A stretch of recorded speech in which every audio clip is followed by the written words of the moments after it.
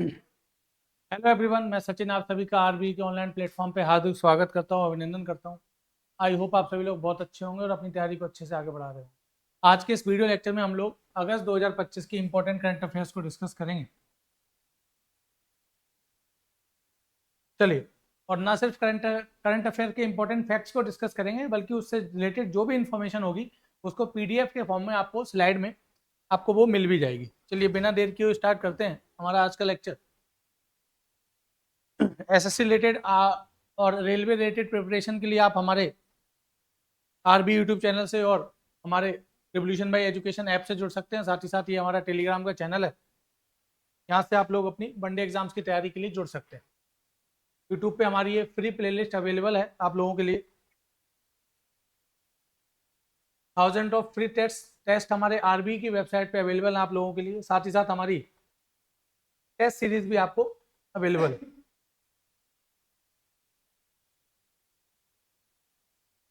ये हमारी combo test series है, बहुत सारी आप लोग देख सकते हैं।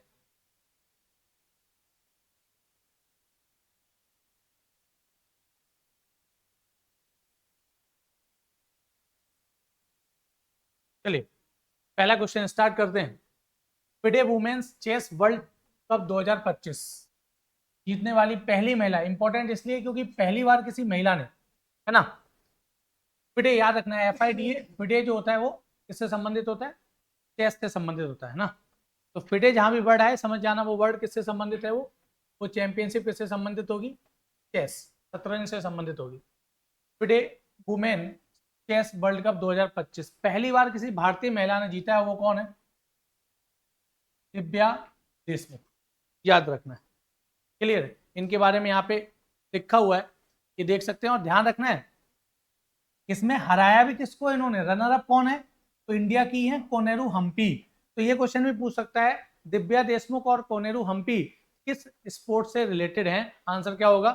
शतरंज से रिलेटेड होंगे। तो ये आपको इंपॉर्टेंट इंफॉर्मेशन है जिसके बारे में आप पढ़ सकते हो। अगला, रवांडा का नया प्राइम मिनिस्टर किसे अपॉइंट किया गया है? रवांडा एक अफ्रीकन कंट्री है और वो है, ये उनका नाम लिखा हुआ है जस्टिस एन सेनजी यूनबा।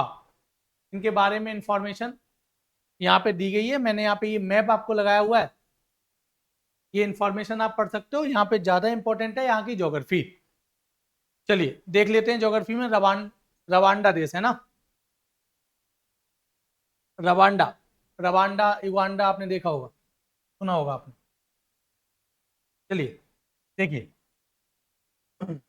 ये अफ्रीकन मैप है, अफ्रीका का मैप है, अफ्रीकन कंट्रीज है। और यहीं पर छोटा सा देश है, देखिए आप, ये युगांडा है, इसी के जस्ट पास में है। यहाँ पे मैप में आपको दिख नहीं रहा है, युगांडा के बिल्कुल पास में है क्या? रवांडा। अगर कहीं नीचे दिखाया हो तो वो आपको दिखा दूंगा। नाम कहीं पे लिखा है इन लोगों ने? ठीक है, नाम नहीं लिखा है। आप जब अपने मैप में देखोगे, आप जूम करके उसको देखोगे तो आपको इजीली वो दिख जाएगा। अफ्रीका में ये देश है, युगांडा, रवांडा, केन्या, ऊपर साउथ सूडान है, इथोपिया है, ये सारे देश। इधर जो है कॉन्गो है, democratic Republic of Congo, DRC कहते हैं, है ना। कॉन्गो रिवर बेसिन यही है, ये जो गैवन और ये जो है ये कॉन्गो रिवर बेसिन है। कॉन्गो रिवर यहाँ से निकलती है, डेमोक्रेटिक रिपब्लिक ऑफ कॉन्गो जो हाईलैंड्स है वहां से निकलती है। और यहाँ पर ये जो गल्फ है, ये जो गल्फ ऑफ गिनी है इसको कहते हैं, है ना, गिनी की खाड़ी कहते हैं, ये अटलांटिक ओशियन में यहाँ पे गिरती है। तो कॉन्गो रिवर भी बहुत फेमस है ना। तो ये देश है क्या? रवांडा, आपको याद रखना है। चलिए, अगला है झारखंड राज्य टूरिज्म का ब्रांड एम्बेसडर किसे बनाया गया है? किसको बनाया गया है? झारखंड के फेमस प्लेयर, इंडियन जो है इंडियन क्रिकेट टीम के फेमस प्लेयर, झारखंड के फेमस पर्सनालिटी महेंद्र सिंह धोनी को। झारखंड के CM का नाम क्या है? हेमंत सोरेन, है ना। झारखंड मुक्ति मोर्चा, ये उनकी पॉलिटिकल पार्टी है, कांग्रेस के साथ गठबंधन में उनकी सरकार है। चलिए अगला देखिए, इनके बारे में लिखा हुआ है, आप पढ़ सकते हो। आगे बढ़ता हूँ। भारत की वन एयरपोर्ट वन प्रोडक्ट पहल, ये बहुत इंपॉर्टेंट है आजकल। आपने सबसे पहले सुना होगा वन डिस्ट्रिक्ट वन प्रोडक्ट, ये है। ये जो कॉन्सेप्ट है ये जापान से आया है। जापान में मैन्युफैक्चरिंग इंडस्ट्री को, इंडस्ट्रियलाइजेशन को प्रमोट करने के लिए वहां पे चलाई गई थी वन डिस्ट्रिक्ट वन प्रोडक्ट, है ना। तो ये पूरे देश में हर एक स्टेट में इसको अडॉप्ट किया जा रहा है। वन डिस्ट्रिक्ट वन प्रोडक्ट, हर एक डिस्ट्रिक्ट किस, जैसे नॉर्मली हमारे यहाँ आप देखोगे ज्यादातर डिस्ट्रिक्ट्स हैं वो किसी ना किसी पर्टिकुलर इंडस्ट्री के लिए फेमस हैं। जैसे आपने सुना होगा मेरठ का स्पोर्ट्स के सामान के लिए बहुत फेमस है। मुरादाबाद आपने यूपी का सुना होगा, पीतल नगरी सुना होगा, है ना।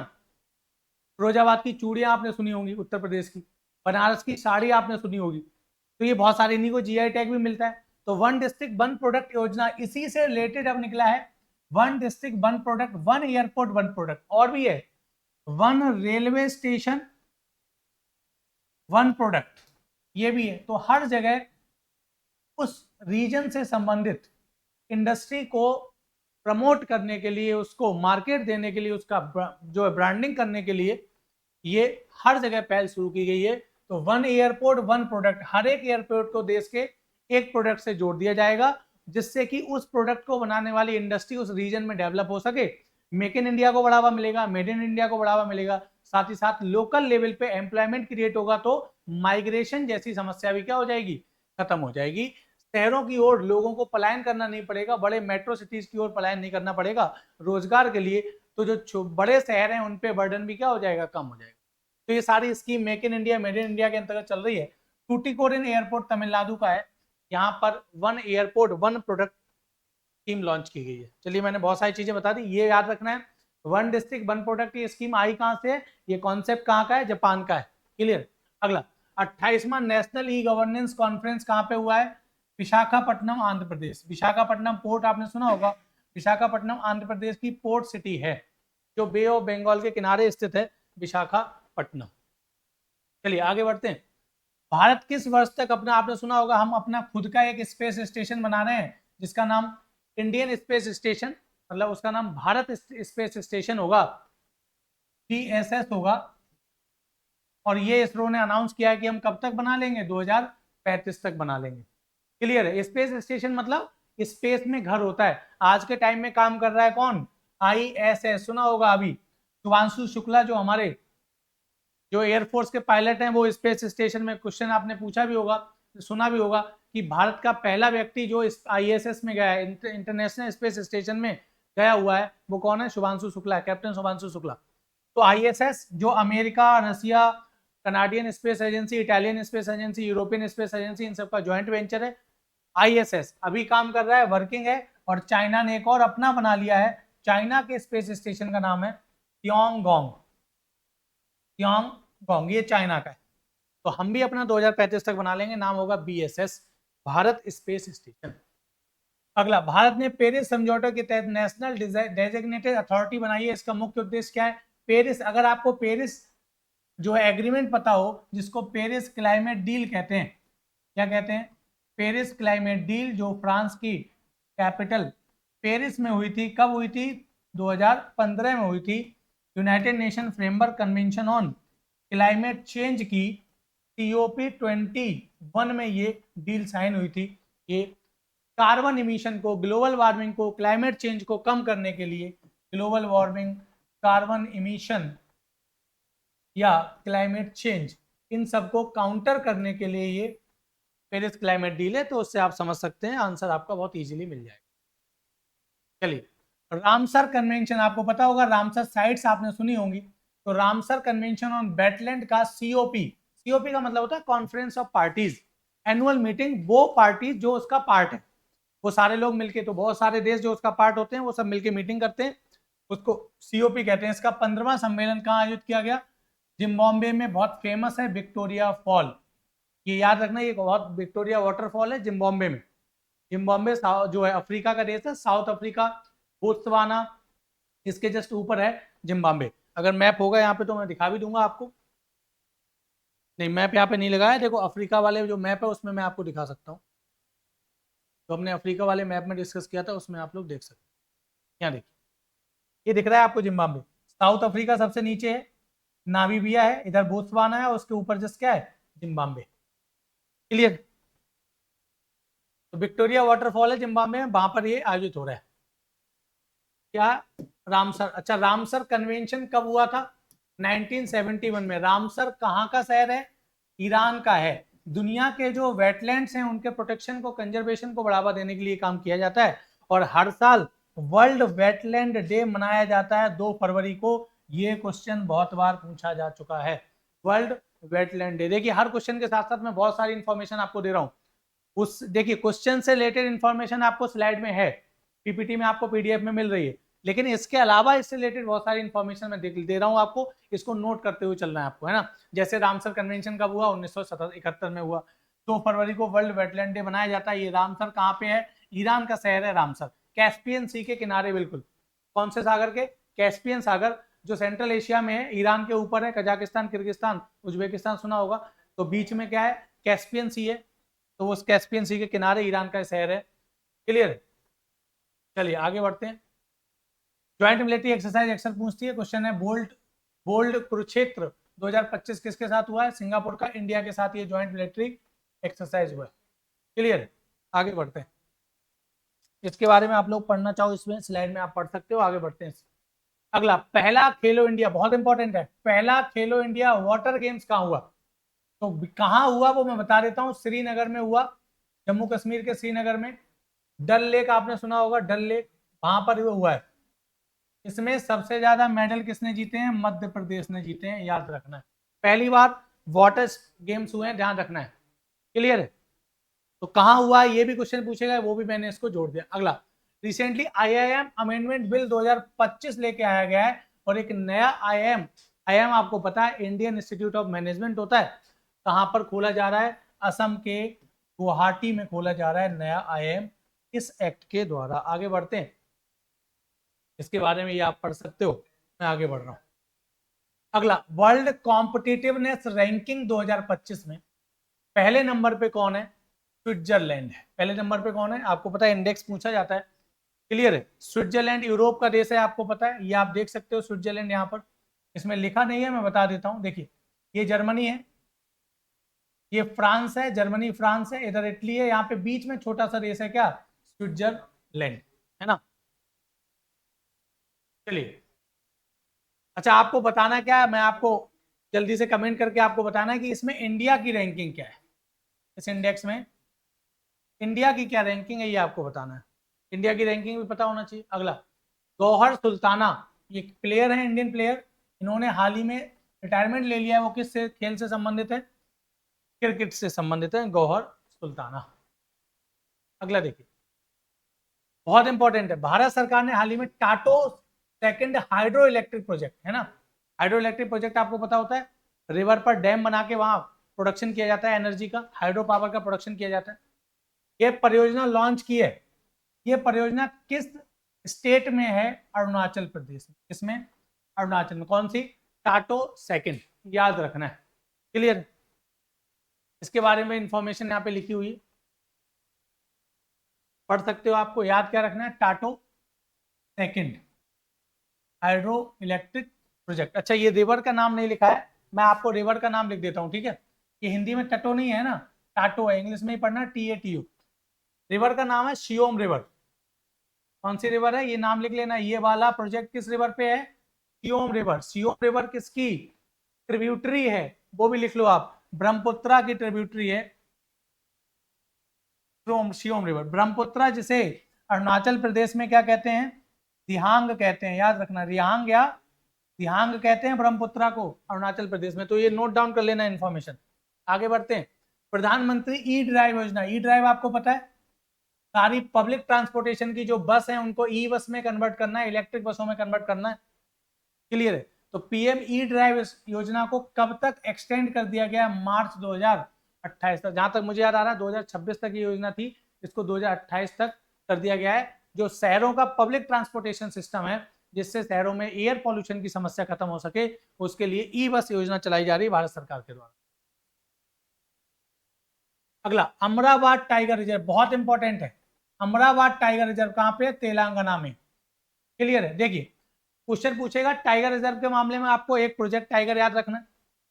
प्रोजेक्ट टाइगर जो है वो भारत में टाइगर को प्रोटेक्ट करने के लिए 1973 में चलाया गया प्रोजेक्ट टाइगर। क्लियर, दूसरा, भारत का सबसे बड़ा टाइगर रिजर्व कौन सा है, तो वो है नागा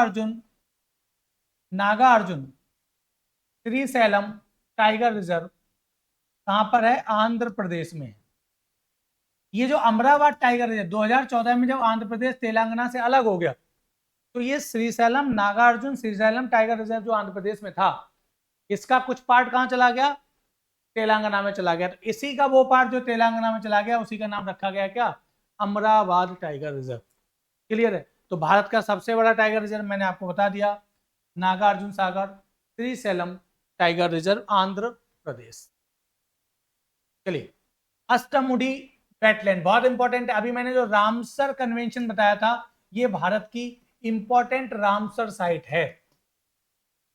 कौन सी? अष्टमुडी वेटलैंड जो केरला में स्थित है, ये रिसेंटली चर्चा में रही, तो आपसे क्वेश्चन पूछा जा सकता है।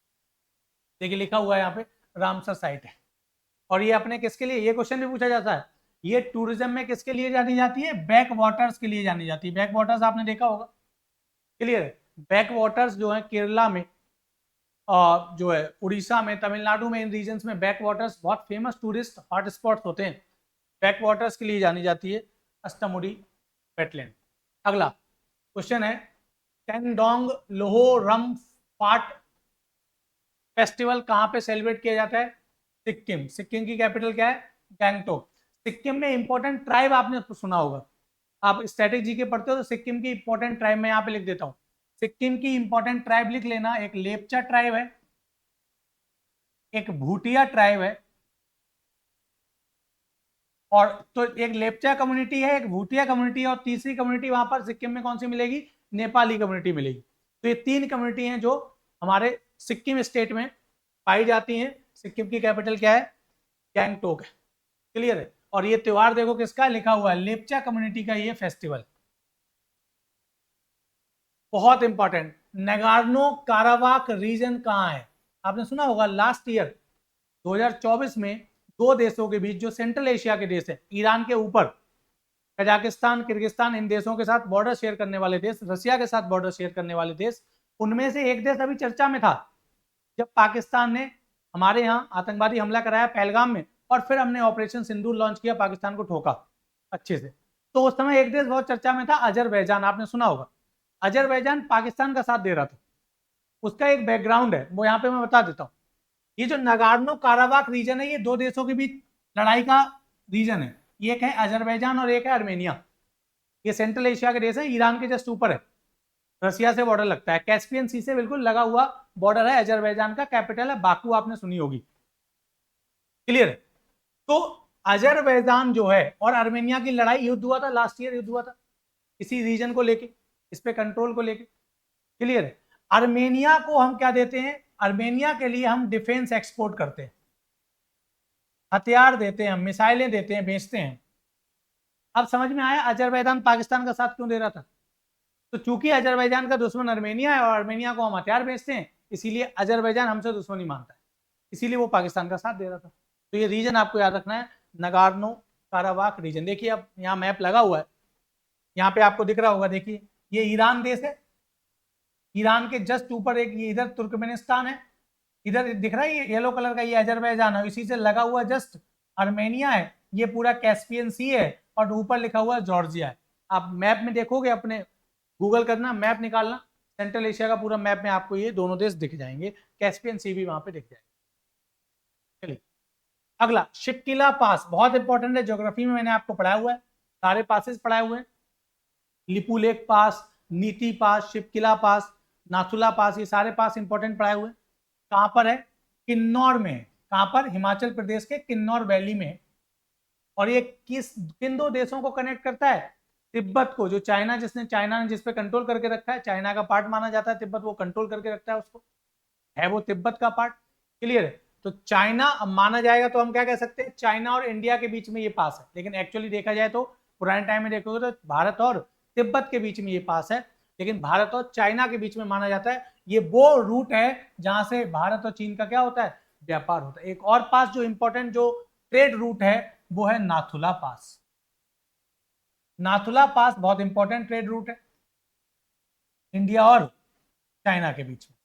सिक्किम में है नाथुला पास, इंडिया और चाइना के बीच में ट्रेड रूट है ये, यहां से व्यापार होता है। नाथुला पास कहाँ पे है? सिक्किम में। क्लियर। लिपुलेख पास कहाँ पर है? उत्तराखंड में। नीति पास कहाँ पर है? उत्तराखंड में। माना कहाँ पे है? उत्तराखंड में। माना विलेज आपने सुना होगा, उत्तराखंड में भारत का सबसे आखिरी विलेज माना जाता है, गांव माना जाता है, जो बिल्कुल बॉर्डर पे पिथौरागढ़ में, उत्तराखंड में, LAC पर बिल्कुल, है ना। चलिए आगे बढ़ते हैं।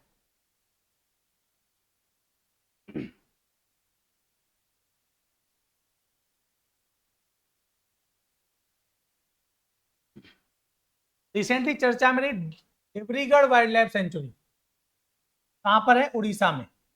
उड़ीसा में इसके अलावा ऋषिकल्या वाइल्ड लाइफ सेंचुरी है। उड़ीसा में ओलिव रिडले टर्टल्स पाए जाते हैं। ये क्वेश्चन पूछे हुए हैं, इसलिए मैं आपको बता रहा हूँ, नोट करते जाना है। भितरकनिका वाइल्ड लाइफ सेंचुरी है वहां पर, है ना। सिमलीपाल टाइगर रिजर्व है वहां पर। ये सब नोट करते जाना है, उड़ीसा में ये सारी चीजें। क्लियर है। और ये कहां पर है? It lies near the Hirakud dam. ये याद रखना है, हीराकुंड डैम। हीराकुंड डैम दुनिया का लॉन्गेस्ट डैम है, ये भी लिख लेना, ज्योग्राफी मैंने आपको पढ़ाया हुआ है। हीराकुंड डैम किस रिवर पर है वो भी लिख देता हूं। हीराकुंड डैम कहां पर होगा तो मैंने आपको पढ़ाया हुआ, अगर आपने मेरे साथ पढ़ा है ज्योग्राफी ऑफिसर्स बैच में तो आपको पता है।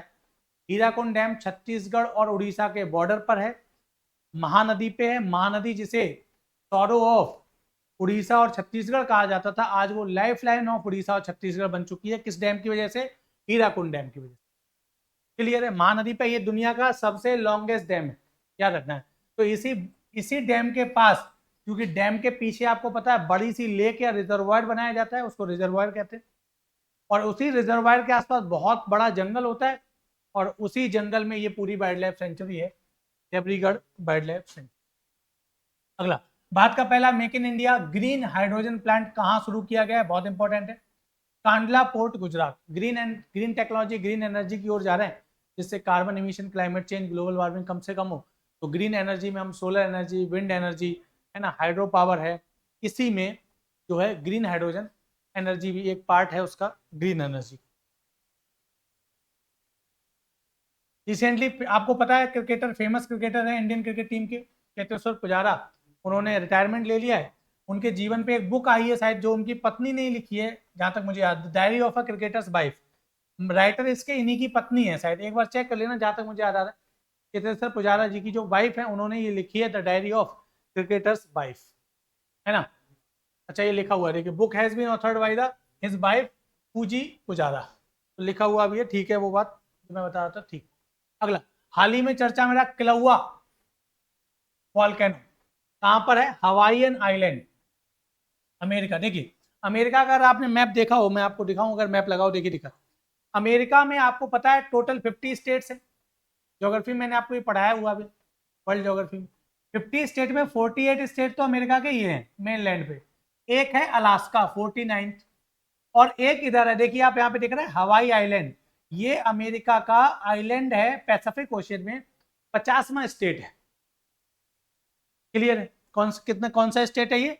50वां। क्लियर है। तो ये हवाईयन आइलैंड पे है कौन सा ज्वालामुखी? किलौआ वॉल्केनो। चलिए, अच्छा एक चीज और आपको याद दिला देता हूं, आपने सुना होगा यहाँ पे हवाई वॉल्केनोज नेशनल पार्क भी है। और आपने एक चीज और सुनी होगी कि जापान ने सेकेंड वर्ल्ड वॉर में अमेरिका के जिस नेवल पोर्ट पर हमला किया था, वो हवाई आइलैंड में ही था। क्लियर है। यही हवाई आइलैंड जो दिख रहा है आपको मैप में, यहीं पर सेकेंड वर्ल्ड वॉर में अमेरिका के इसी नेवल बेस पे हमला किया था जापान ने, जिसके काउंटर में अमेरिका ने जापान पर सेकेंड वर्ल्ड वॉर में क्या किया? न्यूक्लियर अटैक किया था। लिटिल बॉय और फैट बॉय नाम से दो बम डाले थे, आपको पता है, नागासाकी और हिरोशिमा में, अमेरिका द्वारा। चलिए, यूक्रेन के ड्रोन हमले के कारण रूस के किस न्यूक्लियर प्लांट में, आपको पता है रशिया यूक्रेन का 2-3 साल से वॉर चल रहा है, तो यूक्रेन ने ड्रोन अटैक किया और उससे रूस के एक न्यूक्लियर पावर प्लांट में आग लग गई। वो न्यूक्लियर पावर प्लांट आपसे पूछा जा सकता है, कुर्स्क न्यूक्लियर पावर प्लांट कहां पर है? रसिया में, याद रखना है। मैप आपको दिख रहा है रसिया का, ये रसिया है और ये सामने यूक्रेन है। क्लियर है। आप देख रहे हो, इतना बड़ा देश है रसिया, दुनिया का सबसे बड़ा एरिया वाइज देश है, और एक छोटा सा देश उससे 3 साल से लड़ रहा है। रीजन पता है क्या है? क्योंकि इनके पीछे यूरोपियन और अमेरिकन जो वेस्टर्न यूरोपियन कंट्रीज और अमेरिका है, वो खड़े हुए हैं, हथियार पैसा दे रहे हैं और युद्ध को लगातार आगे बढ़वा रहे हैं। वरना यूक्रेन छोटा सा देश है, वो कैसे रशिया के सामने टक्कर ले पाता। इसरो ने घोषणा की है 2035 तक वो अपना सबसे अभी एक घोषणा मैंने बताया था, 2035 तक हम अपना खुद का भारत स्पेस स्टेशन क्या करेंगे, स्टैब्लिश कर देंगे। साथ ही साथ इन्होंने बताया है कि हम दुनिया का सबसे भारत अपना अब तक का सबसे भारी रॉकेट लॉन्च करेगा। उस रॉकेट का नाम क्या होगा, इसरो ने बताया है लूनर मॉड्यूल लॉन्च व्हीकल। और ये वो मॉड्यूल होगा, ये वो लॉन्च व्हीकल होगा। अभी आपको पता है इसरो के पास कौन कौन से लॉन्च व्हीकल है, ये मैंने आपको जो हमारी जीएस वीडियो सीरीज की जो है स्पेस टेक्नोलॉजी वाली क्लास थी उसमें मैंने आपको पढ़ाया भी था। पीएसएलवी है, पोलर सैटेलाइट लॉन्च व्हीकल, ये एक लॉन्च व्हीकल है। और जीएसएलवी है, जियो सिंक्रोनस या जियो स्टेशनरी लॉन्च व्हीकल। और जीएसएलवी का ही MK3 जो है मार्क 3 या LBM-3 भी कहते हैं इसे, LBM-3 इसी रॉकेट से, जीएसएलवी मार्क 3 या LBM-3 इसी से गया है चंद्रयान 3, इसी से जाएगा भारत का पहला space human space mission Gaganyaan. Clear है। तो अब तक भारत का जो सबसे एडवांस रॉकेट है वो यही है हमारे पास। जो अब तक का ये रॉकेट जो है वो 4 टन जो हैवी पेलोड होता है, पेलोड का मतलब होता है जो सैटेलाइट जो लॉन्च व्हीकल होता है वो अपने साथ कितना वजन ले जाता है, कितना ले जा सकता है, 4 टन। ये जो बनेगा लूनर मॉड्यूल लॉन्च व्हीकल, इसका पर्पज क्या है, इसका पर्पज है, हमने टारगेट रखा है, मोदी जी ने, भारत सरकार ने टारगेट रखा है कि 2024 में इसरो एक अपना ह्यूमन मून मिशन भेजने वाला है, चंद्रमा पर हम इंसान को भेजने वाले हैं। और इस मिशन को पूरा करने के लिए इसरो ने बोला है 2035 तक हम बना लेंगे लूनर मॉड्यूल लॉन्च व्हीकल। जो अभी तक का जो आया है, जो डेटा पता चला है, 80 टन वजनी पेलोड को, 80 टन तक के पेलोड को वो क्या करेगा, ऑर्बिट्स में स्टैब्लिश कर सकेगा। क्लियर, आगे बढ़ते हैं। अगला क्वेश्चन है, रिसेंटली आपने सुना होगा एक स्टेट है उसमें, भारत का हमारा एक स्टेट है उसमें अलग एक राज्य की मांग हो रही है, जिस राज्य का नाम है, उस राज्य को लेकर जो मांग हो रही है उसका नाम रखने की मांग हो रही है त्रिपुरा लैंड। क्लियर है। और वो स्टेट कौन सा है, त्रिपुरा। ठीक है, आपने सुना होगा शेड्यूल 6, पॉलिटी में पढ़ा होगा आपने शेड्यूल 6।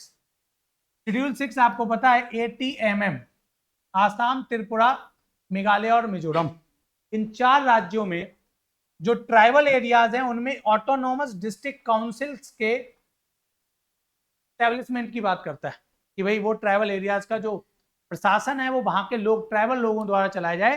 क्योंकि ट्राइबल जो एरियाज होते हैं, ट्राइब्स का जो कल्चर होता है, जो उनका सोसाइटी और कल्चर होता है वो मेन स्ट्रीम से बिल्कुल अलग होता है, मेन स्ट्रीम की सोसाइटी से। क्लियर। तो उनको अपने खुद के ऑटोनोमस राइट्स दिए जाते हैं, उनके कल्चरल जो उनके जो रीति रिवाज हैं, कल्चर्स हैं, उनके कस्टम्स हैं, उनको जो है प्रोटेक्शन देने के लिए। इसीलिए शेड्यूल 6 में इन 4 राज्यों में कितने टोटल 10 ऑटोनोमस डिस्ट्रिक्ट काउंसिल है। क्लियर है। जिसमें 3 आसाम में, 3 मेघालय में, आपने सुना होगा गारो, खासी, जयंतिया, 3 मिजोरम में और 1 त्रिपुरा में, जिसको कहते हैं आज के टाइम में नाम है त्रिपुरा ऑटोनोमस डिस्ट्रिक्ट काउंसिल। वो एक पूरा ट्राइबल बेल्ट है, त्रिपुरा में ट्राइबल रीजन, और वो ट्राइबल लोग जो हैं आजकल आंदोलन कर रहे हैं कि उस पूरे त्रिपुरा ऑटोनोमस डिस्ट्रिक्ट काउंसिल जो है वहां के लोगों को और अधिकार दिए जाए, उनके कल्चरल राइट्स को, उनके जो है इकोनॉमिक राइट्स को प्रोटेक्ट करने के लिए। वो ट्राइब्स हैं, वो जनजाति हैं, तो वो कह रहे हैं कि हमें त्रिपुरा से एक अलग राज्य, त्रिपुरा से अलग हटके हमें एक नया राज्य बना के दे दिया जाए भारत सरकार द्वारा, और उसका नाम क्या हो, त्रिपुरा लैंड हो। ऐसी मांग कर रहे हैं कहां पे, जो त्रिपुरा ऑटोनोमस डिस्ट्रिक्ट काउंसिल में रहने वाले जो ट्राइबल पॉपुलेशन है वो। क्लियर। चलिए, त्रिपुरा आप स्टेट देख सकते हो, ये बिल्कुल बांग्लादेश से लगता हुआ हमारा नॉर्थ ईस्ट का स्टेट है त्रिपुरा, जिसकी कैपिटल अगरतला। बीसीसीआई ने रिसेंटली फिटनेस को, खिलाड़ियों की फिटनेस को नापने के लिए, मेजर करने के लिए, आपको पता होगा फिटनेस टेस्ट जो होता था वो योयो टेस्ट होता था, अब एक और टेस्ट उसमें ऐड कर दिया जिसका नाम है ब्रोंको टेस्ट। चलिए, मिस ओशियन वर्ल्ड 2025 का खिताब इसने जीता एवलिन नीम मोहम्मद साले, साउथ सूडान। ये साउथ सूडान कहाँ का है, अफ्रीकन कंट्री है सूडान, साउथ सूडान, जो मैंने अभी आपको बताया था, मैप लगा होगा तो बता दूं। ये देखिए, ऊपर सूडान है, नीचे साउथ सूडान है। ये इधर इथोपिया, इधर इरिट्रिया, ऊपर इजिप्ट है ना, ईस्टर्न अफ्रीकन कंट्री है। तो वहां की एवलिन नी मोहम्मद सालेह ने जीता है। चलिए आगे बढ़ते हैं। इंद्रनील भट्टाचार्य को एमपीसी का मेंबर बनाया गया है। एमपीसी आपको पता है, मॉनेटरी पॉलिसी कमेटी, इकोनॉमिक्स में पढ़ाया है मैंने आपको, 2016 में बनी थी ये, उर्जित पटेल कमेटी की रिकमेंडेशन पे बनी थी ये सब मैंने आपको बताया है। 2016 में इसकी रिकमेंडेशन पे ये बनाई गई थी। पर्पज इसका क्या है, ये मैंने जो मॉनेटरी पॉलिसी के टूल पढ़ाए थे आपको, रेपो रेट और रिवर्स रेपो रेट, इनको क्या करती है, ऑपरेट करती है मॉनेटरी पॉलिसी कमेटी, जिसके कितने मेंबर्स होते हैं, 6 मेंबर्स होते हैं, 3 आरबीआई के होते हैं, 3 भारत सरकार के होते हैं, जिसमें आरबीआई का जो गवर्नर होता है वो इस कमेटी का चेयरपर्सन या हेड होता है। ये मैंने आपको सब पढ़ाया हुआ है इकोनॉमिक्स में। और हमारी जो इकोनॉमिक्स की क्रैश कोर्स की वीडियो है, जिसमें मैंने लगभग 6 घंटे में पूरा इकोनॉमिक्स आपको पढ़ाया है, यूट्यूब पे फ्री ऑफ कॉस्ट अवेलेबल है हमारे चैनल पे, उसमें भी आप ये देख सकते हो। तो ये छठे मेंबर के रूप में इनको शामिल किया गया है। तो ये मैंने आपको सारा कुछ बता दिया। अगला, Buxar thermal power plant, NTPC Buxar बनाया जा रहा है। कोयले से बिजली बनाई जाएगी। थर्मल पावर का मतलब होता है कोयले से बिजली बनाना, हाइड्रो पावर का मतलब होता है वाटर से बिजली बनाना। कहां पर, आपको पता है बक्सर डिस्ट्रिक्ट कहां पर है, बिहार में। चलिए, बक्सर आपने सुना होगा, बक्सर डिस्ट्रिक्ट, बक्सर से लगा हुआ है भोजपुर, और भोजपुर का जो हेडक्वार्टर है बिहार का, भोजपुर डिस्ट्रिक्ट, उसका आरा, आरा ऊपर सारण है ना, सारण का हेडक्वार्टर है छपरा, तो आरा छपरा आपने सुना होगा गानों में, तो वहीं पर पास में है बक्सर। और बैटल ऑफ बक्सर तो आपने सुना होगा, इसी बक्सर में चौसा का मैदान है। तो हिस्ट्री में मैंने आपको चौसा का, बैटल ऑफ चौसा भी पढ़ाया हुआ है।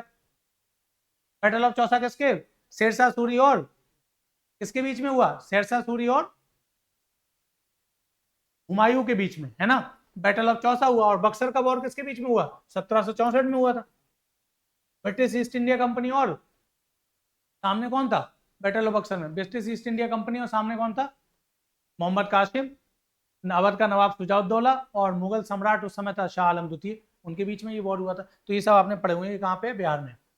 ड्रेक पैसेज बहुत इंपॉर्टेंट है, ड्रेक पैसेज, यहाँ पर 7.5 इंटेंसिटी का भूकंप आया जो बहुत खतरनाक होता है। ये किसके बीच में, ये क्वेश्चन पूछेगा, अंटार्कटिका एंड साउथ अमेरिका। ऐसे नहीं समझ में आएगा आपको, ऐसे समझ में आएगा। ये देखिए, नीचे अंटार्कटिका है, ये आपको दिख रहा है, और ऊपर साउथ अमेरिका है, इसके बीच का ये जो पैसेज है, इसी को ड्रैक पैसेज कहा जाता है। कौन सा पैसेज कहा जाता है, ड्रैक पैसेज। क्लियर है, चलिए आगे बढ़। रिसेंटली आपको पता है ऑनलाइन गेमिंग बिल 2025 आया है, जिसमें बहुत सारी ऑनलाइन गेमिंग, जैसे आपने ड्रीम 11 सुना होगा, और भी बहुत सारे ऑनलाइन गेमिंग जो चल रहे थे, उनको क्या कर दिया सरकार ने, बैन कर दिया है। हार्मफुल ऑनलाइन मनी गेम्स को बैन कर दिया है सरकार।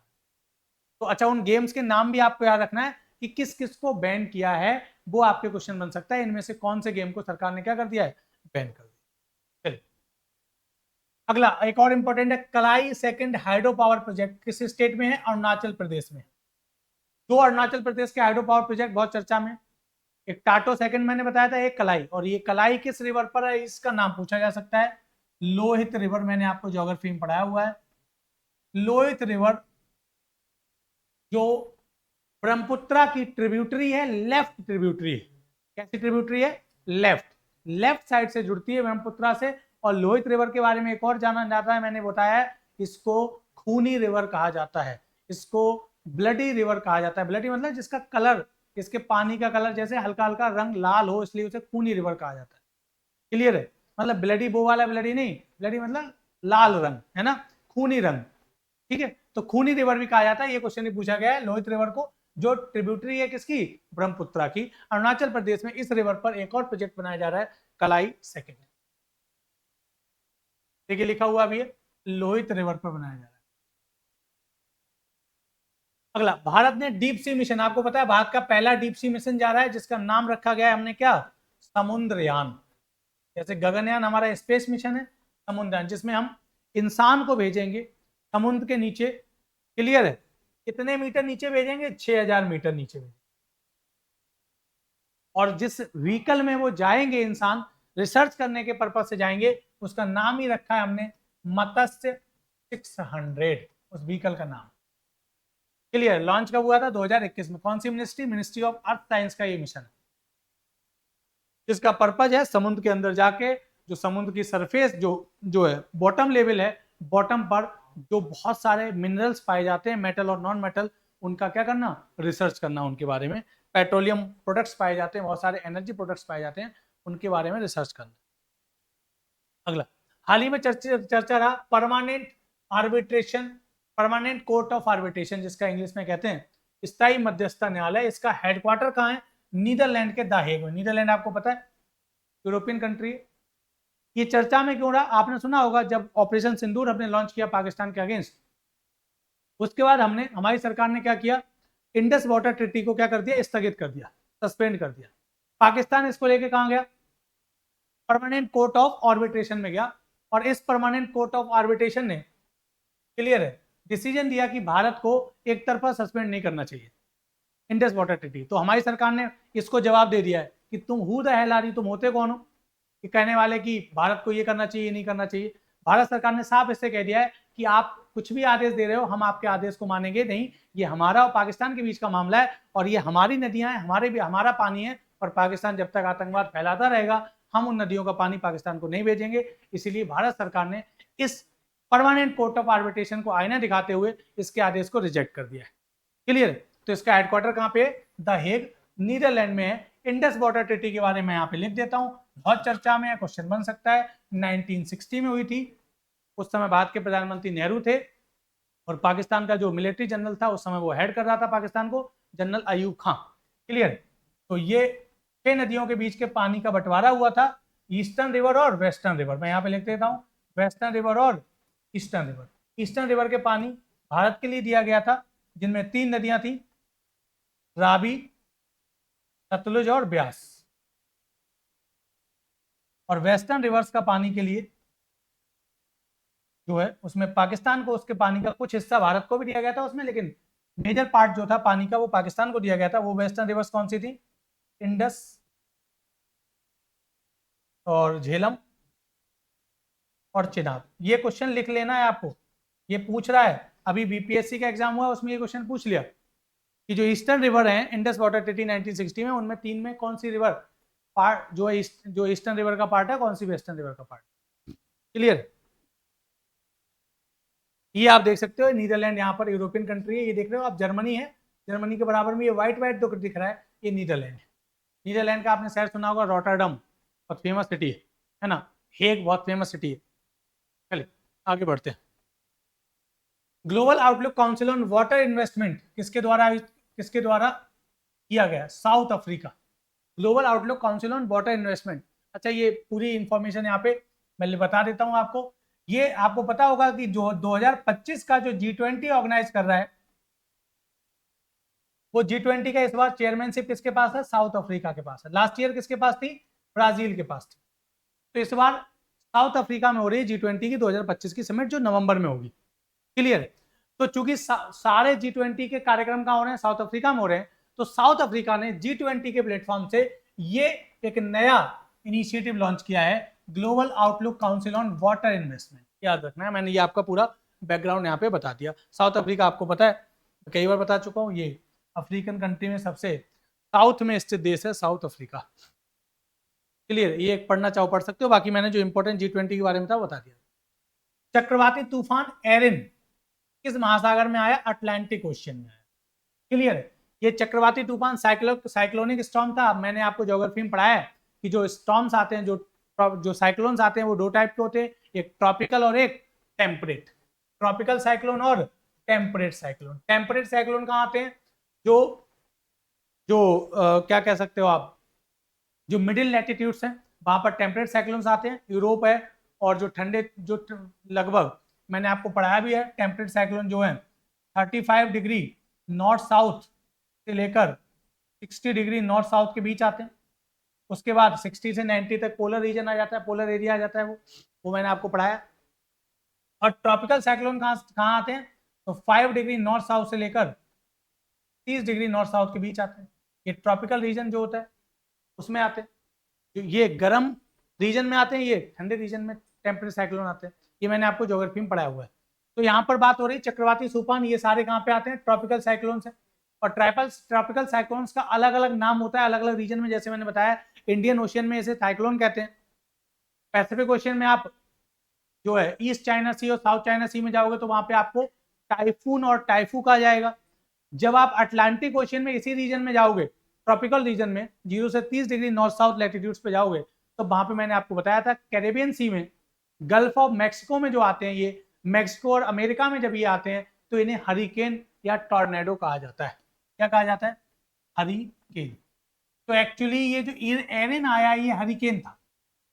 क्लियर? क्योंकि ये कहाँ है? अटलांटिक ओशियन में आया है। अटलांटिक ओशियन के इस रीजन में आते हैं। ये पूरा ट्रॉपिकल रीजन है, ये इक्वेटर से ये बीच में, यहाँ गल्फ ऑफ मैक्सिको है जिसको अमेरिका कह रहा है। डोनाल्ड ट्रंप कह रहा है कि इसको गल्फ ऑफ मैक्सिको नहीं, अब इसका नाम बदल के मैं गल्फ ऑफ अमेरिका कर दूंगा। डोनाल्ड ट्रंप को तो आप जानते हो, सुना ही होगा आपने। दुनिया का सबसे अनप्रेडिक्टेबल प्रेसिडेंट है, दुनिया का सबसे अजूबा टाइप का प्रेसिडेंट है, जो पहली बार ऐसा प्रेसिडेंट दुनिया को मिला है किसी देश को, अमेरिका को, जिसका कुछ पता ही नहीं है, जिससे कोई भी नेता दुनिया का बात करना नहीं चाहता है, क्योंकि ये बैठाल के क्या कर देगा, कैसी बेइज्जती कर देगा या कैसा स्टेटमेंट दे देगा, कुछ नहीं पता है, क्योंकि वो अनप्रेडिक्टेबल प्रेसिडेंट है अमेरिका का, है ना। तो वो कह रहा है कि गल्फ ऑफ मैक्सिको का नाम, ये भी क्वेश्चन पूछा जा सकता है कि रिसेंटली गल्फ ऑफ मैक्सिको का नाम अमेरिकी राष्ट्रपति डोनाल्ड ट्रंप क्या करना चाह रहा है? गल्फ ऑफ अमेरिका करना चाह रहा है। इसके नीचे जस्ट क्या है? कैरिबियन सी है, ये पूरा क्या है? इधर वाला पूरा अटलांटिक ओशियन। तो यहाँ पे जो साइक्लोन्स आते हैं उन्हें ट्रॉपिकल साइक्लोन्स को हरिकेन कहते हैं, और जो इंडियन ओशियन रीजन में आते हैं उनको मैंने बताया क्या कहते हैं? साइक्लोन्स कहते हैं। भारत का पहला drone based AI artificial rain का प्रयोग किस में किया गया है? राजस्थान में। अब ये होता क्या है इसका कॉन्सेप्ट में बता देता हूँ। सुना होगा आपने आर्टिफिशियल रेन, कृत्रिम वर्षा। जो सूखा प्रभावित क्षेत्र होते हैं, जहां पे ड्राउट एरियाज होते हैं, ड्राउट अफेक्टेड एरियाज होते हैं, वहां पर वर्षा कराने के लिए आर्टिफिशियली वर्षा कराने के प्रयास किए जाते हैं। क्लियर? बहुत साइंस में बहुत बार क्वेश्चन पूछा गया है कि कृत्रिम वर्षा कराने के लिए किसका यूज किया जाता है, तो मैं बता देता हूं आपको, silver iodide, AgI, silver iodide के क्रिस्टल्स का यूज किया जाता है। ये साइंस में बहुत बार क्वेश्चन पूछा जा चुका है। आर्टिफिशियल रेन किसके द्वारा कराई जाती है? सिल्वर आयोडाइड के क्रिस्टल्स को ऊपर हवा में ले जाया जाता है। क्लियर है? सॉलिड आइस होती है, सॉलिड आइस के साथ इसका छिड़काव किया जाता है, और वहां पर जो ह्यूमिडिटी है उसको एब्जॉर्ब करने की कोशिश की जाती है, जिससे कि ह्यूमिडिटी उस रीजन में क्या हो जाए? उसका कंसंट्रेशन बढ़ जाए। क्लियर है? रिलेटिव ह्यूमिडिटी बढ़ जाए, RH बढ़ जाएगी तो वर्षा होने के चांस बढ़ जाएंगे। क्लियर है? तो अभी तक ये होता किससे था? हवाई जहाज से किया जाता था, जो बहुत महंगा होता था, लेकिन अब हवाई जहाज की जगह किसका प्रयोग किया जा रहा है? ड्रोन का। तो पहला ड्रोन बेस्ड आर्टिफिशियल रेन कराया गया है राजस्थान में। क्लियर? तो ड्रोन से जब ये कराने का कॉन्सेप्ट आएगा तो खर्चा क्या हो जाएगा? कम हो जाएगी। तो इसकी जो एक प्रकार से वायबिलिटी है वो बढ़ जाएगी, इसकी पॉसिबिलिटी बढ़ जाएगी, क्योंकि खर्चा कम हो जाएगा तो इकोनॉमिकली वायबल हो जाएगी। क्लियर? हाँ, एक समस्या रहती है आर्टिफिशियल रेन में, एक समस्या रहती है, आपने पैसा लगा के कहीं किसी एक रीजन में आर्टिफिशियल रेन कराने की कोशिश की और पता चला हवा चली तो करानी थी रेन यहाँ पर और आगे कहीं रेन हो गई जाके, तो पता चला राजस्थान में हमें डेजर्ट में रेन करानी है और हवा चल गई पाकिस्तान में रेन हो गई जाके, पैसा हमारा खर्च हुआ, फायदा हो जाएगा पाकिस्तान का, है ना। ये चीजें यहाँ पे ध्यान में देनी होती है। आर्टिफिशियल रेन में ये समस्या रहती है, हवा के साथ वो जो होते हैं, जो क्लाउड्स होते हैं वो मूव कर जाते हैं, तो मूव ना करें वो भी सब देखना होता है। इसीलिए आर्टिफिशियल जो रेन होती है बहुत एडवांस टेक्नोलॉजी बेस्ड होती है। भारत की सबसे लंबी दूरी की वंदे भारत, आपको पता है सबसे लंबी दूरी की वंदे भारत क्या है? नागपुर पुणे वंदे भारत, जो भारत की सबसे लंबी दूरी की 890 किलोमीटर ट्रेवल करेगी। ये क्वेश्चन पूछा जा सकता है। आपको पता है इनकम टैक्स बिल 2025 अभी लाया गया है। इनकम टैक्स में जो इनकम टैक्स के जो कंप्लायंसेज हैं, इनकम टैक्स ITR फाइल करने से लेके बहुत सारे ट्रांसपेरेंसी लाना, इस इनकम टैक्स के प्रोसेस को इजी बनाना, इन सब के लिए सरकार काम कर रही है। सरकार basically ease of doing business पे काम कर रही है, इसको बढ़ाने पे काम कर रही है। तो वो किस एक्ट को रिप्लेस कर देगा? ये एक्ट इनकम टैक्स एक्ट 1961 को क्या कर देगा? रिप्लेस कर देगा। अगला क्वेश्चन देखिए, अगला क्वेश्चन है भारत ने 2030 कॉमनवेल्थ के लिए किस शहर को मेजबान, तो क्वेश्चन ये पूछेगा 2030 के कॉमनवेल्थ गेम्स कहां होंगे? इंडिया में होंगे। क्लियर है? हर 4 साल पे क्या होता है? कॉमनवेल्थ गेम्स होते हैं, याद रखना। तो कहां पे होंगे भारत में? इंडिया में होंगे, अहमदाबाद में। कहां पे होंगे? अहमदाबाद में, याद रखना है। क्लियर? इससे पहले भारत में कॉमनवेल्थ गेम्स हुए थे, कांग्रेस की सरकार थी, आपको सुना होगा, कांग्रेस की सरकार में जो कॉमनवेल्थ गेम्स हुए थे यूपीए 2 में, वहां पे कॉमनवेल्थ घोटाला भी सामने आया था। वो भारत में शायद जहां तक मुझे याद आ रहा है पहली बार कॉमनवेल्थ हो रहे थे, दिल्ली में हुए थे, न्यू दिल्ली में कॉमनवेल्थ गेम्स 2010 में शायद हुए थे, एक बार चेक करना, 2010 में हुए थे शायद। ये क्वेश्चन भी पूछा जा सकता है बाद में, लास्ट टाइम कॉमनवेल्थ गेम्स कब हुए थे? 2010 में, 2010 से 2014, 18, 22, 26, ठीक। अच्छा लिखा हुआ है देखिए, दिल्ली में 2010 में हुए थे, भारत में पहली बार, ठीक है। आगे बढ़ते, 15 अगस्त 2025 को इसरो ने कौन सा 56वां, ऐसे याद रखना है इसरो का, इधर से याद नहीं रखना है, इधर से याद रखना है, इसरो का स्थापना दिवस। इसरो स्थापित हुआ 1969 में। किसने स्थापित किया? Vikram Sarabhai. Vikram Sarabhai, father of space programme in India, कई बार बता चुका हूं, विक्रम साराभाई। उन्होंने 1969 में इसरो को स्टैब्लिश किया। वहां से आप जोड़ सकते हो कितना टाइम हो गया। अगला देखिए, यूएनडीपी के द्वारा 2025 का इक्वेटर प्राइज भारत में किसको संस्था को दिया गया है? उस संस्था का नाम यहाँ पे लिखा हुआ है, ये स्वयं सहायता समूह है। इसको यहाँ पे इंग्लिश में गलत यहाँ पे लिख दिया है, स्वयं सहायता समूह को आपको पता है सेल्फ हेल्प ग्रुप कहते हो, SHG सुना होगा आपने, सेल्फ हेल्प ग्रुप। तो बीबी फातिमा सेल्फ हेल्प ग्रुप है।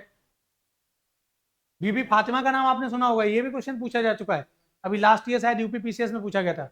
बीबी फातिमा जो है तमिलनाडु की, शायद भारत की पहली महिला सुप्रीम कोर्ट की जज थी बीबी फातिमा। तो उनके नाम पर जो सेल्फ हेल्प ग्रुप काम करता है उसको दिया गया है यूएनडीपी का इक्वेटर प्राइज। और बीबी फातिमा का रिलेशन किस स्टेट से था, किस राज्य से संबंधित थी? ये तमिलनाडु से संबंधित थी, याद रखें। टोंगा बहुत फेमस कंट्री है, टोंगा एक आइलैंड कंट्री है जहां पे भूकंप आया है। कहां पर है? पैसिफिक ओशियन में। देखिए मैप लगा हुआ, अगर यहाँ पे देखिए, ये दिख रहा है आपको, ऑस्ट्रेलिया के ईस्ट में जाओगे तो ये देखो टोंगा लिखा हुआ है, टोंगा आइलैंड, ये छोटे छोटे आइलैंड है। ऊपर यहाँ पे फिजी है, दिख रहा है, इधर बनातू है। अच्छा ये बनातू और चर्चा में है, ऊपर सोलोमन आइलैंड है।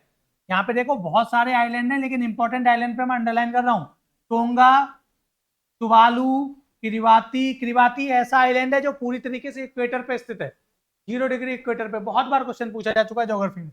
नौरू बिल्कुल इक्वेटर के पास में है। सोलोमन आइलैंड, बनातू, ये फेमस क्या है? फेमस आइलैंड है पैसिफिक, इनको पैसिफिक आइलैंड कंट्री कहते हैं। ये ऑस्ट्रेलिया के ईस्ट में है। यहाँ पे एक और आइलैंड है पापुआ न्यू गिनी, लेकिन बड़ा आइलैंड है। और यहाँ पे यही बीच में क्या है? कोरल सी है। और यहाँ पे आपको पता होगा इसी ईस्ट कोस्ट पर ऑस्ट्रेलिया में क्या है? ग्रेट बैरियर रीफ है, कोरल्स की ग्रेट बैरियर रीफ सुना होगा आपने, बहुत बार क्वेश्चन पूछा गया। तो यहाँ पे ये आपको दिख गया टोंगा। अच्छा बनातू के बारे में बता रहा था, बनातू छोटा सा आइलैंड कंट्री है, लगभग 11-12 हजार लोग वहां रहते हैं। लेकिन ये आइलैंड्स जो हैं क्लाइमेट चेंज, ग्लोबल वार्मिंग की वजह से ओशियन लेवल बढ़ने से डूब सकते हैं, इसीलिए पूरा का पूरा बनातू की पॉपुलेशन को ऑस्ट्रेलिया में शिफ्ट किया जा रहा है। ये बहुत इंपॉर्टेंट क्वेश्चन है। पूरा का पूरा बनातू आइलैंड देश है, उसकी पॉपुलेशन कहां शिफ्ट हो रही है? ऑस्ट्रेलिया में शिफ्ट हो रही है। तो ये क्वेश्चन भी पूछा जा सकता है। तुर्कियों में तुवालू देश कहां पर है? ये भी मैंने बताया, कहां? पैसिफिक ओशियन में। क्लियर है? मैंने अभी बताया वहां पे तुवालू।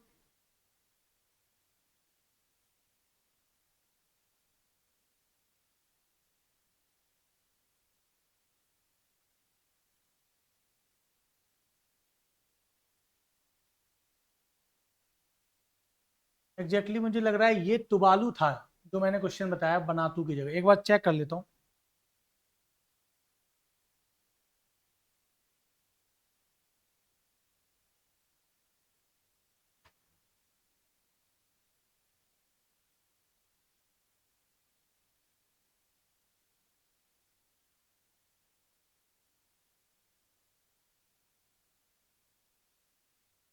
हाँ जी यही है। तो यहाँ पे मैंने बनातू बनातू की जगह मैप में बताया था, बनातू नहीं, ये क्या है? ये आप दिख रहे होंगे यहाँ पे तुवालू, ये जो आइलैंड कंट्री है, इस तुवालू आइलैंड कंट्री में जो मैंने बताया आपको 12,000 के समथिंग पॉपुलेशन है, इसमें पहले जो ओशियन लेवल है बढ़ रहा है, तो इसकी सारी पॉपुलेशन को कहाँ शिफ्ट किया जा रहा है? ऑस्ट्रेलिया शिफ्ट किया जा रहा है। तो बनातू की जगह क्या था? तुवालू था। क्लियर है? इसीलिए चर्चा में था।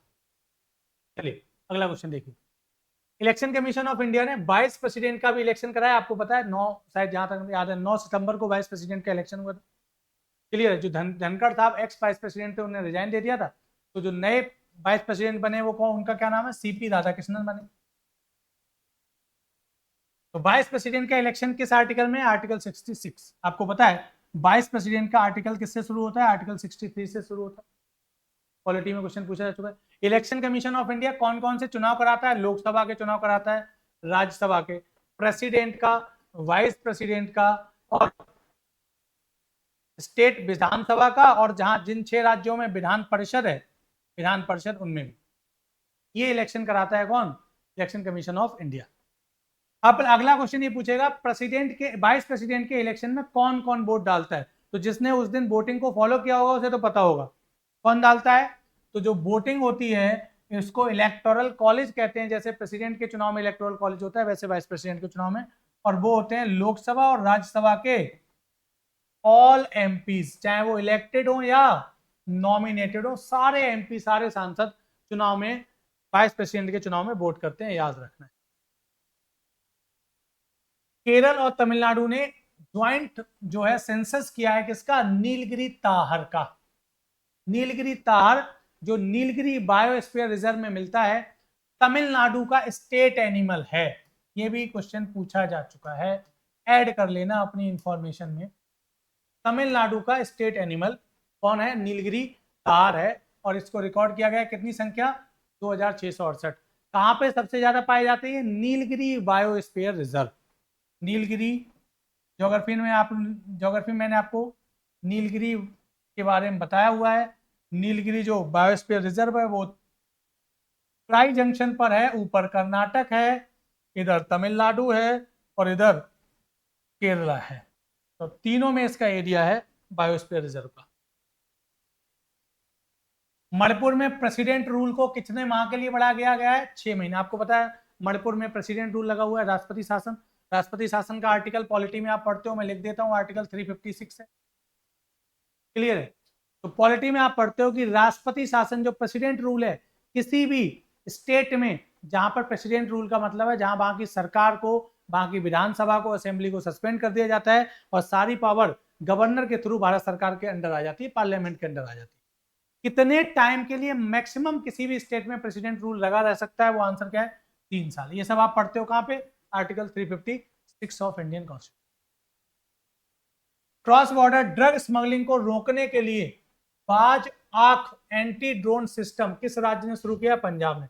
आपको पता होगा जो हमारे बॉर्डर एरियाज हैं, राजस्थान, पंजाब और जम्मू कश्मीर, जो पाकिस्तान से लगते हुए हैं, राजस्थान स्टेट, पंजाब स्टेट और जम्मू कश्मीर स्टेट में हमारे बहुत ज्यादा पाकिस्तान क्या करता है, ड्रग्स की स्मगलिंग करता है, ड्रोन्स के द्वारा हथियारों की स्मगलिंग करता है ना, और आतंकवाद को फैलाता है पाकिस्तान, ड्रग्स को फैलाता है, हथियारों, इलीगल हथियारों की क्या करता है, तस्करी करवाता है पाकिस्तान ड्रोन्स के जरिए। इसी ऐसे ड्रोन्स को खत्म करने के लिए हवा में काउंटर ड्रोन सिस्टम लगाया है, पंजाब में लगाया गया है, ये याद रखना है।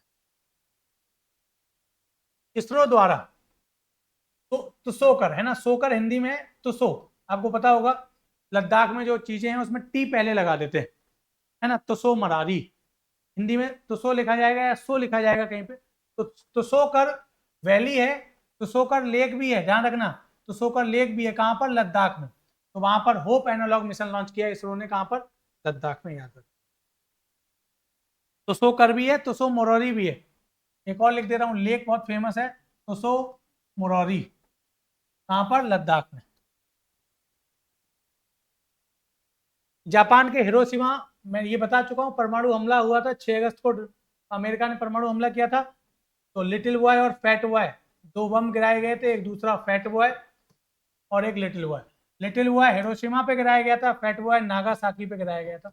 ये 2 शहर थे जापान के, और ये काउंटर अटैक किया था अमेरिका ने, जब अभी मैंने आपको बताया था जब जापान ने अमेरिका के हवाई आइलैंड में जो उसका नेवल बेस है पर्ल हार्बर, उस पर अटैक किया था। उसके बाद अमेरिका ने परमाणु बम से हमला किया था जापान। चर्चा में रही महानदी, महानदी मैं बता चुका आपको, महानदी पे हीराकुंड डैम है। तो किन 2 राज्यों के बीच डिस्प्यूट हो सकता है महानदी का जल, आपको पता है, छत्तीसगढ़ और उड़ीसा, इसके बारे में आपको बता चुका। भारत के पॉलिटिशियन रहे सत्यपाल मलिक, जो गवर्नर रहे कई स्टेट्स के, उनका निधन हो गया, आपने सुना होगा, है ना। जब आर्टिकल 370 जम्मू कश्मीर से हटा था, भारत सरकार ने आर्टिकल 370 को हटाया था, तो उस समय जम्मू कश्मीर के गवर्नर कौन थे? सत्यपाल मलिक थे। तो कहाँ के गवर्नर रहे? He has not the governor of which of the following states. Rajasthan के नहीं रहे, कहाँ के रहे वो लिख दे रहा हूँ, जम्मू एंड कश्मीर के रहे, मेघालय के रहे और गोवा के रहे, 3 राज्यों के गवर्नर रहे। तो 4 ऑप्शन थे, उसमें 4 ऑप्शन नहीं दिए यहाँ पे, किसमें नहीं रहे? राजस्थान के नहीं रहे, बाकी 3 स्टेट्स के रहे, लिखा हुआ है जम्मू कश्मीर गोवा। अच्छा, बिहार के भी रहे हैं, ऐड कर लेना इसमें, है ना। इसके बिहार के भी गवर्नर रहे हैं। ग्लोबल एआई सिटी इंडेक्स 2025 में भारत का कौन सा शहर शीर्ष पर है? बेंगलुरु, जिसको भारत की पहली इलेक्ट्रॉनिक सिटी कहा जाता है, यह तो आपने सुना ही होगा। 2027 के राष्ट्रमंडल कॉमनवेल्थ यूथ गेम्स, ये यूथ गेम्स है, ध्यान रखना है, कॉमनवेल्थ गेम नहीं है, कॉमनवेल्थ यूथ गेम्स कहाँ पे होंगे? माल्टा में होंगे। कॉमनवेल्थ है क्या? ये ग्रुप ऑर्गेनाइजेशन जो है, मैं बता चुका हूँ आपको, इकोनॉमिक्स में मैंने बताया हुआ है, ठीक है।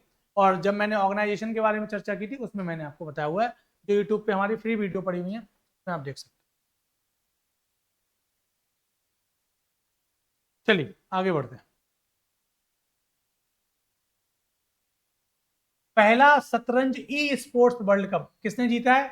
Magnus Carlsen. मैग्नस कार्लसन का नाम सुना होगा, फेमस ग्रैंड मास्टर है ये मैग्नस कार्लसन, इसने पहला ई स्पोर्ट्स जीत लिया। क्लियर है? और ये कहाँ का है? नॉर्वे का है। कहाँ का है ये? नॉर्वे यूरोपियन कंट्री है, सुना होगा आपने। और ये मैंने आपको ज्योग्राफी में पढ़ा है, स्कैंडिनेवियन कंट्रीज में से एक है। स्कैंडिनेवियन पेनिनसुला, अगर मैप लगाओ, मैं देख लेता हूँ कहीं पे मैप लगाओ, ये लगा हुआ है यहाँ पे, बता देता हूँ। देखिए, शायद लिखा नहीं होगा, सामने दिख नहीं रहा होगा, मैं आपको बता दूं। देखिए ये लिखा, नॉर्वे है, नॉर्वे, स्वीडन है, ये फिनलैंड है, और नीचे डेनमार्क है। ये 4 देश हो गए, और इधर आइसलैंड है। इन 5 देशों को मिला के कहा जाता है स्कैंडिनेवियन कंट्रीज, यूरोप में। और ये पूरा पेनिनसुला स्कैंडिनेवियन पेनिनसुला कहा जाता है। ज्योग्राफी में बहुत बार ये क्वेश्चन पूछा जा चुका है। चलिए आगे बढ़ते हैं।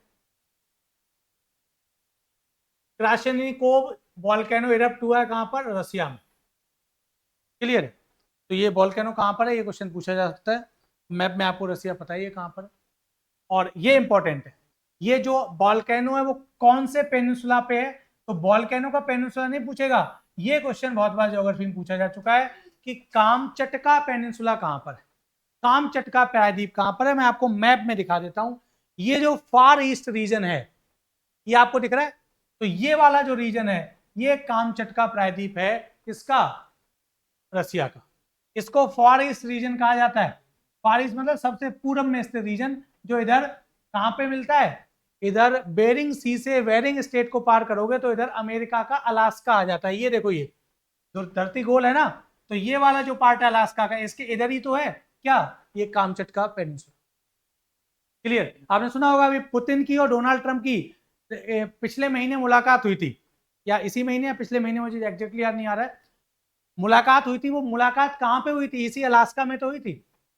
अलास्का जो कभी पहले रसिया का पार्ट था, रसिया ने इसे अमेरिका को बेच दिया था कोल्ड वॉर के टाइम पर। ठीक है, याद रखना। चलिए आगे बढ़ते हैं। देखिए बहुत सारी इंफॉर्मेशन बता रहा हूं हर क्वेश्चन के साथ। First BIMSTEC traditional music festival कहां पे हुआ? न्यू दिल्ली, 2025 में आयोजित होगा, ध्यान रखना। पहला हुआ है। अब बिम्स्टेक क्या है? Bay of Bengal initiative for multi sectoral technical economic cooperation. एक तो फुल फॉर्म पूछेगा। बिम्स्टेक बना कब? 1997 में। कहां पे बना? बैंकॉक। कहां पे बना? बैंकॉक, सुना ही होगा आपने बैंकॉक तो भैया सबने, थाईलैंड का कैपिटल है बैंकॉक, है ना। किन 4 देशों ने मिलकर बनाया था इसे? इंडिया, बांग्लादेश, थाईलैंड, ठीक है, और श्रीलंका। इन 4 देशों ने मिलकर बनाया था। अब इसमें कौन कौन शामिल है? तो देखिए इसमें 7 देश शामिल हैं।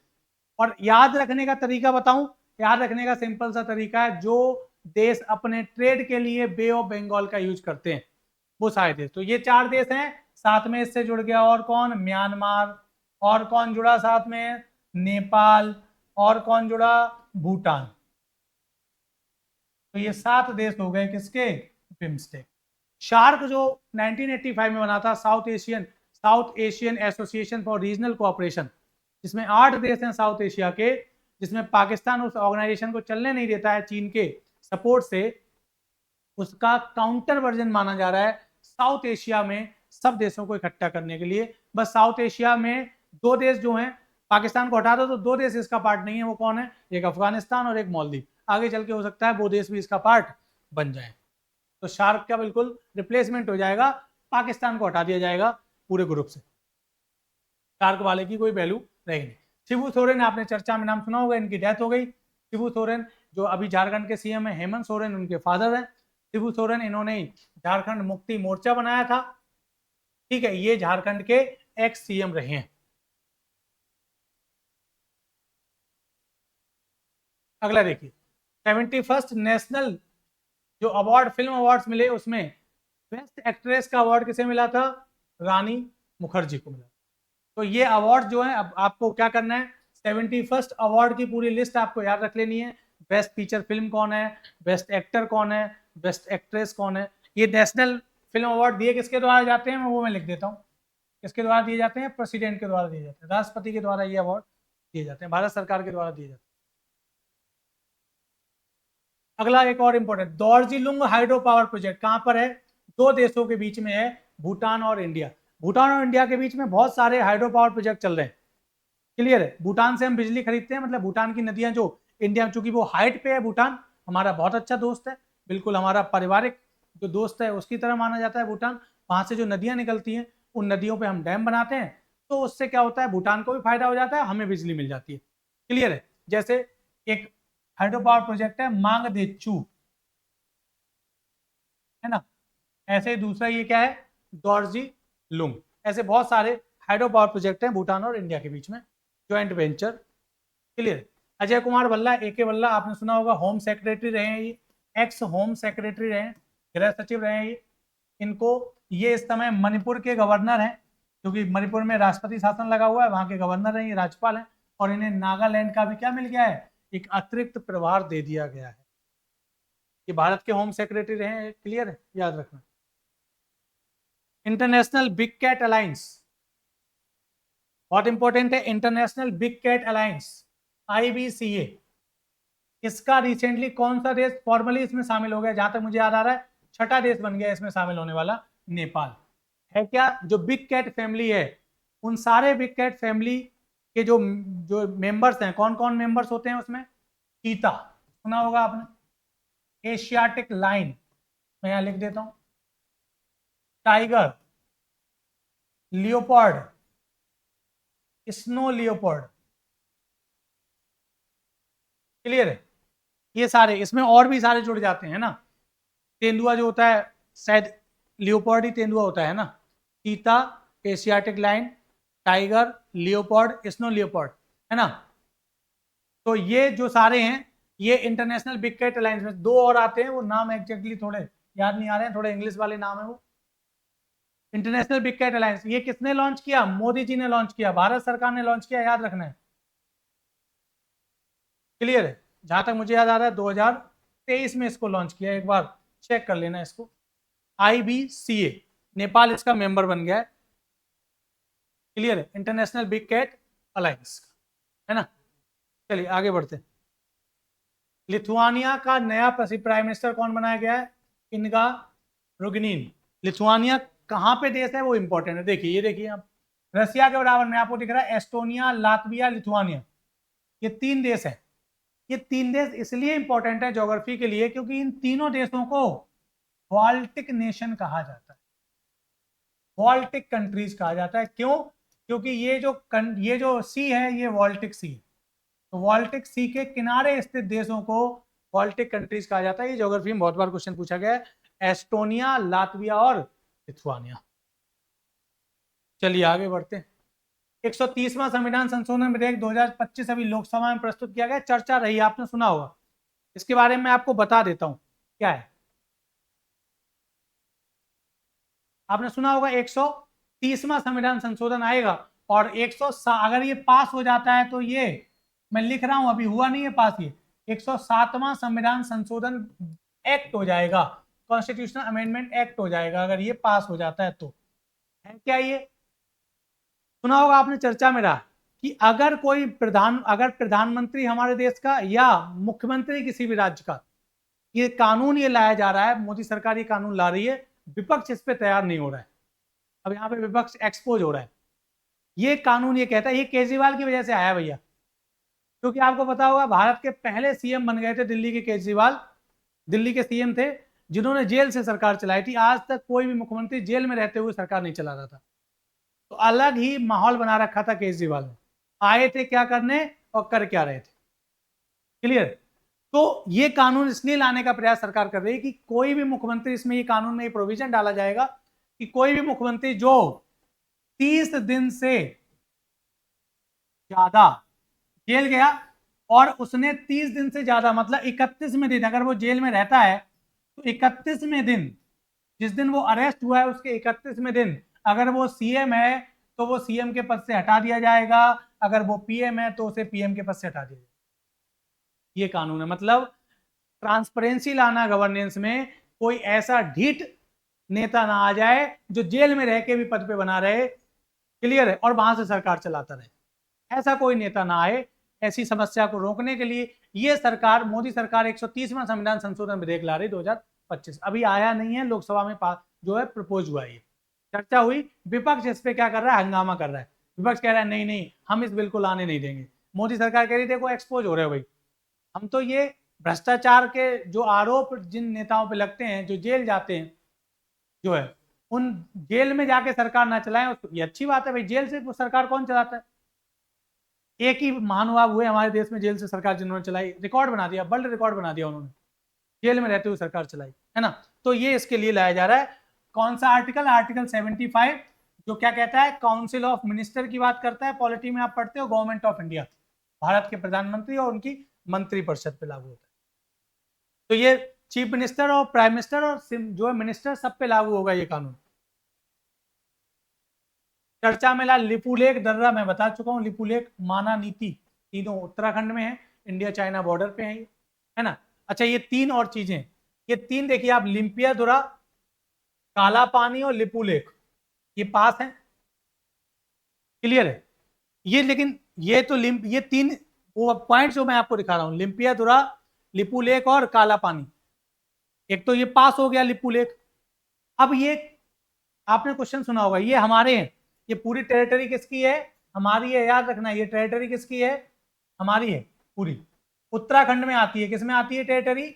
उत्तराखंड में। लेकिन इस पे नेपाल अपना अधिकार जताता है। जो केपी शर्मा ओली जो नेपाल से अभी भगाया गया है, वहां का प्राइम मिनिस्टर, वहां के जेएनजी प्रोटेस्ट में वहां से भागा है, वो KP Sharma Oli pro China है, क्लियर है। और वो चाइना के कहने पर ये जो तीन, लिम्पियादुरा, काला पानी और लिपुलेख आप देख रहे हो, ये पूरा रीजन है, ये हमारा रीजन है, इंडिया का रीजन है, उत्तराखंड स्टेट में आता है। इस पर वो अधिकार जमाता है नेपाल, केपी शर्मा ओली इस पर अधिकार जमाता था, जिसको लेके भारत और नेपाल के बीच में जो रिलेशन थे उनमें टेंशन आ जाती थी, क्लियर है। तो ये तीन आपको क्वेश्चन पूछेगा, लिपुलेख, लिम्पियादुरा और काला पानी, ये जो रीजन है, ये किन दो देशों के बीच विवाद का बिंदु है? भारत और नेपाल। कहां पर है? उत्तराखंड में, हमारे भारत का हिस्सा है, उत्तराखंड में है, नेपाल इस पे इलीगली अपना अधिकार जमाने की कोशिश करता है। अगला देखिए, सुंदरबन टाइगर रिजर्व, जो प्रोजेक्ट टाइगर के अंतर्गत है और इंडिया का दूसरा सबसे बड़ा है, मैं लिख दे रहा हूं, इंडिया का सेकंड लार्जेस्ट टाइगर रिजर्व है। पहला मैं बता चुका हूं, दोबारा रिपीट नहीं करूंगा। कहां पर है? वेस्ट बंगाल में। कहां पर है? मैं लिख दे रहा हूं, वेस्ट बंगाल। बंगाल टाइगर यहीं का फेमस है, अच्छा लिखा हुआ भी है बंगाल टाइगर। और सुंदरबन किसके लिए फेमस है? दुनिया का सबसे बड़ा मैंग्रोव इकोसिस्टम कहां पाया जाता है? सुंदरबन में पाया जाता है। मैंग्रोव आपको मैंने ज्योग्राफी में पढ़ाया हुआ है। अगला, द्रुजबा पाइपलाइन किसकी है? ये गैस पाइपलाइन है द्रुजबा, रसिया ने ये गैस पाइपलाइन डाली है, किसके लिए? यूरोप में, ये यूरोप की पाइपलाइन है, रसिया से गैस और तेल और गैस आता है, नॉर्मली गैस पाइपलाइन है ये, रसिया अपना गैस बेचता है यूरोप के लिए, तो ये यूरोपियन पाइपलाइन है, क्लियर है। हुआ क्या है, इस पे अभी अटैक किया है यूक्रेन ने, रसिया से जाने वाली इस पाइपलाइन जो यूरोप के दूसरे देशों को जाती है, सप्लाई चेन तोड़ने की कोशिश की है इसने, है ना। यूक्रेन ने रसिया की जो सप्लाई चेन है उसको तोड़ने की कोशिश की। पहला खेलो इंडिया वाटर गेम्स में पहले नंबर पे कौन था ये बता चुका हूँ, कहाँ हुआ, श्रीनगर में हुआ बता चुका हूँ, डल लेक में हुआ ये भी बता चुका हूँ। ला गणेशन रिसेंटली इनका निधन हो गया, किस राज्य के गवर्नर थे ये, नागालैंड के गवर्नर थे, इनका निधन हो गया, तभी अतिरिक्त परिवार किसे मिला है, अजय कुमार भल्ला जी को मिला है। और ये कहाँ के रहने वाले थे, तो ये तमिलनाडु के रहने वाले थे, याद रखना।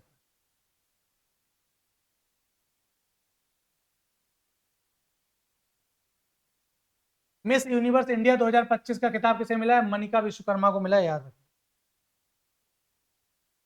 SLINEX joint military exercise India और श्रीलंका के बीच, एसएल से याद रखना है, स्लाइनेक्स श्रीलंका से।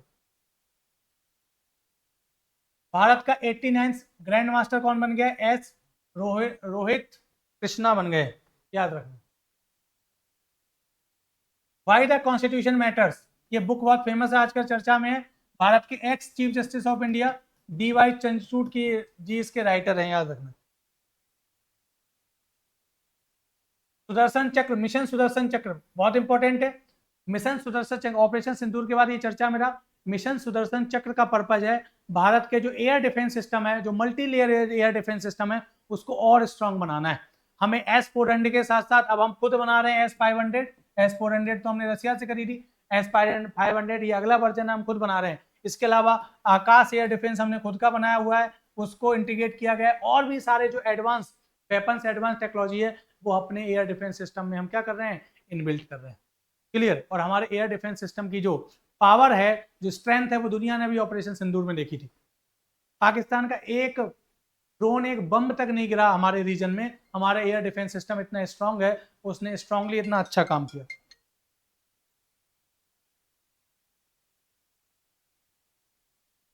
तेंदुलकर एंडरसन ट्रॉफी पहले संस्करण, ये न्यूजीलैंड में, ओ सॉरी, इंग्लैंड में हुई थी, इंडिया और इंग्लैंड के बीच की टेस्ट सीरीज। सबसे ज्यादा रन किसने बनाए, शुभमन गिल, शायद यही कैप्टन थे इंडियन क्रिकेट टीम के, शुभमन गिल। डार्डनल्स स्टेट, जल डब्ल्यू मध्य में हमने ज्योग्राफी मैंने आपको पढ़ाया है, जहां दो वाटर बॉडीज आपस में मिलती हैं और लैंड दो अलग हो रहे होते हैं, उनको कहते हैं जल डब्ल्यू मध्य या स्टेट। और दुनिया का सबसे फेमस स्टेट में मलक्का स्टेट है ना। इसके अलावा हॉर्मुज स्टेट है, अभी बीपीएससी में हॉर्मुज स्टेट के बारे में क्वेश्चन भी पूछा गया है। इसके अलावा जिब्राल्टर है, जिब्राल्टर स्टेट को तो की ऑफ मेडिटेरेनियन सी कहते हैं। ये जो स्टेट है डार्डनेल्स, ये कहां पर है, ये देखो आप, ये सी ऑफ मारमरा है और ये एजियन सी है। सी ऑफ मारमरा और एजियन सी, इसके बीच में जो ये दो सी कनेक्ट हो रहे हैं, ये जो स्टेट है वो कौन सी है, डार्डनेल्स। और इसके बराबर में मारमरा सी है और इधर ब्लैक सी है। ब्लैक सी के ऊपर इधर एजोब सी है, इधर यूक्रेन है और इधर ऊपर रसिया है, इस साइड रसिया है। क्लियर है। तो ये जो स्टेट है इसको कहते हैं वॉस्पोरस स्टेट। यहाँ पे दो स्टेट है, वॉस्पोरस स्टेट और डार्डनेल्स स्टेट, आपको याद रखना है। मैप में आप देख सकते हो। अच्छा, मैं एक और चीज बता देता हूँ, जिब्राल्टर स्टेट कहाँ है, ये है जो अटलांटिक ओशियन को मेडिटेरियन सी से जोड़ती है। ये हॉर्मुज स्टेट है जो सी गल्फ ऑफ ओमान को पर्सियन गल्फ से जोड़ती है, अरेबियन सी के ऊपर। और ये मलक्का स्टेट है, यहाँ पर मलक्का स्टेट है जो सिंगापुर के पास में है बिल्कुल। इधर हम अंडमान सी है और इधर साउथ चाइना सी है, इन दोनों को जोड़ती है। तो ये दुनिया की इंपॉर्टेंट स्टेट्स। तो ये हमारा पूरा आज का लेक्चर खत्म हुआ, जिसमें ना सिर्फ मैंने 75 प्लस क्वेश्चंस को डिस्कस किया, बल्कि उनके साथ साथ हर एक क्वेश्चन के साथ साथ कम से कम 3 से 4 इंफॉर्मेशन बताई हैं, जो इंपॉर्टेंट क्वेश्चन अब तक पूछे जा चुके हैं, चाहे वो ज्योग्राफी के हों, चाहे इकोनॉमी के हों, चाहे करंट अफेयर के हों, चाहे हिस्ट्री, किसी भी चीज़ के हों, वो मैंने आपको कवर किया। आई होप आपका मेरा ये लेक्चर आपको बहुत पसंद आया होगा। क्लियर है। और ये हमारा ऑफिसर्स बैच है, जिसको आप ज्वाइन कर सकते हैं। सारे जो वनडे एग्जाम्स हैं, एसएससी से लेकर सीजीएल से लेकर सीएचएसएल, सीपीओ, स्टेनो, DSSS के लिए ऑल सब्जेक्ट का ये कंबाइंड बैच है, जिससे आप जुड़ सकते हैं। स्पेशल बैच मैथ्स का है शुभम सर के साथ, द्रोणाचार्य बैच, इसके साथ आप जुड़ सकते हैं। ये स्पेशल बैच है जीएस का, जिसको केवल जीएस पढ़नी है वो हमारे साथ जुड़ सकता है। स्पेशल बैच जीएस का अलग से अवेलेबल है। आप thank you very much. I hope आपको ये लेक्चर बहुत पसंद आया होगा। ज़्यादा से ज़्यादा इस लेक्चर को शेयर करें, अपने दोस्तों के साथ शेयर करें, लाइक करें। साथ ही साथ कोई भी फीडबैक हो तो कमेंट देना ना भूलें। Thank you very much. जय हिंद दोस्तों।